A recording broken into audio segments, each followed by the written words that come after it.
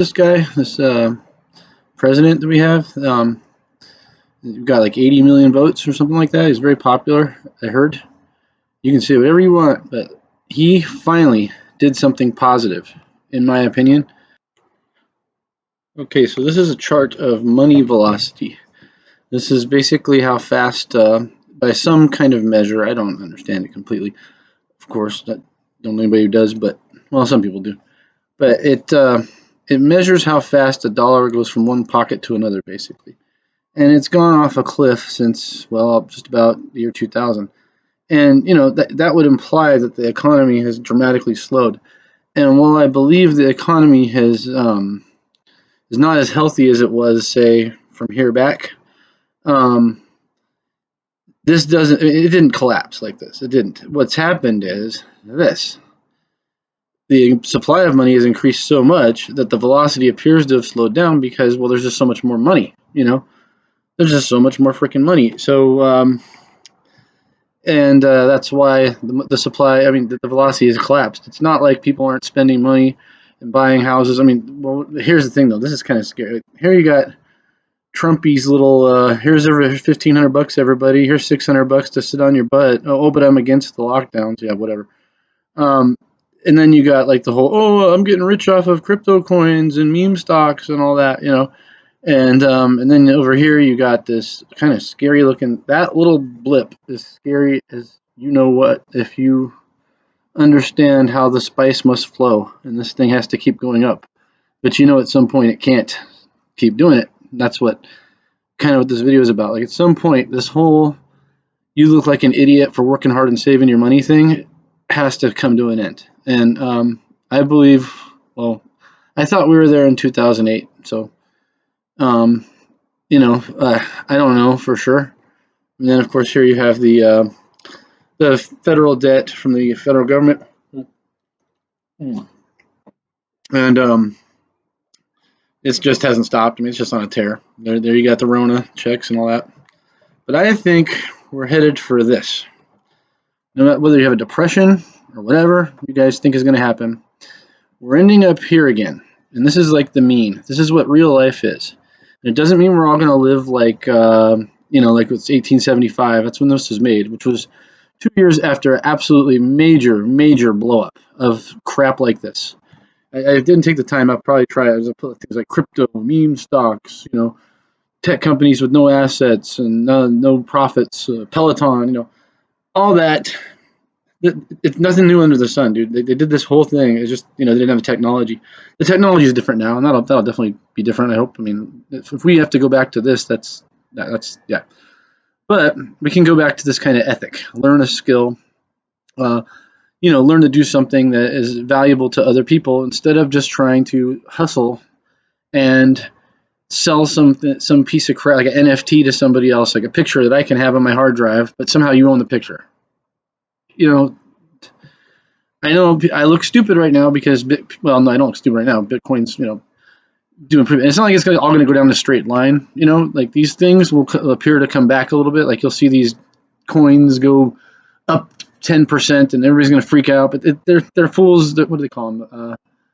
Bull traps. Yeah, bull traps. This is just my opinion. Obviously, it's not financial advice, but I am concentrating more on just saving cash and becoming valuable to other people who have companies that need they need stuff. That's where I'm putting my stock, my personal stock, and I think that's what people should do. Make sure that, like, if you have some kind of job, it's just like you just try to learn something that's just like, oh, we need that person. When you do that, it's very powerful. And yeah, but I'm not saying I totally have done that. I mean, I technically work in the service industry, so, but that's still, there are services that people need. So, anyway, yeah, this is a interesting picture from the 1800s. You find it by, say, Way to Grow Rich, 1875. I don't know who actually did it, but I printed this out, I don't know, 10 years ago, and have it kind of near my desk. And every time somebody asks me about certain things, I just point to that picture, basically. And we're not there yet. Like people over here still look smart. They still look smart, kinda. I mean, they're starting to look dumb, but they they still can go like, well, I'm up this much since, then you're, but I just believe, and this doesn't mean you have to like work at a job either. That's not what this is. This is, I mean, it is on his level. He's just a boy starting out. But learning something that you can do that like other people just freaking need. I believe that those are the people that are going to succeed in the next 10 years as this everything bubble goes kaplooey. I mean, I don't see how they're going to do it one more time. But I could be wrong. They did it in 2008, and I thought it was over. But they printed trillions and trillions and trillions. But this time I think it's different because the inflation's there. And the inflation isn't even monetary driven.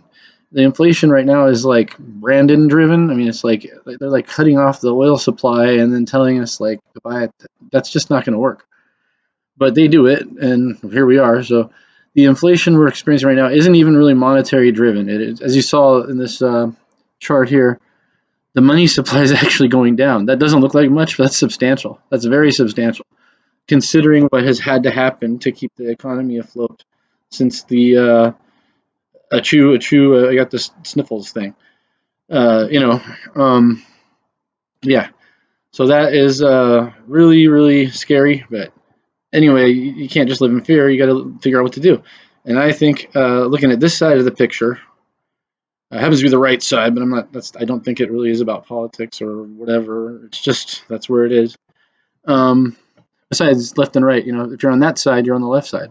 But anyway, that's always a funny thing to think about. But that to me is where it's going. It kind of fits into that fourth turning stuff people talk about. Society's in for a major change. The economics will drive it, I believe, and all this stuff is gonna. And see, for generations after, like well, not generations, but a whole generation, like I'd say, millennials down to Z are gonna like hate this stuff.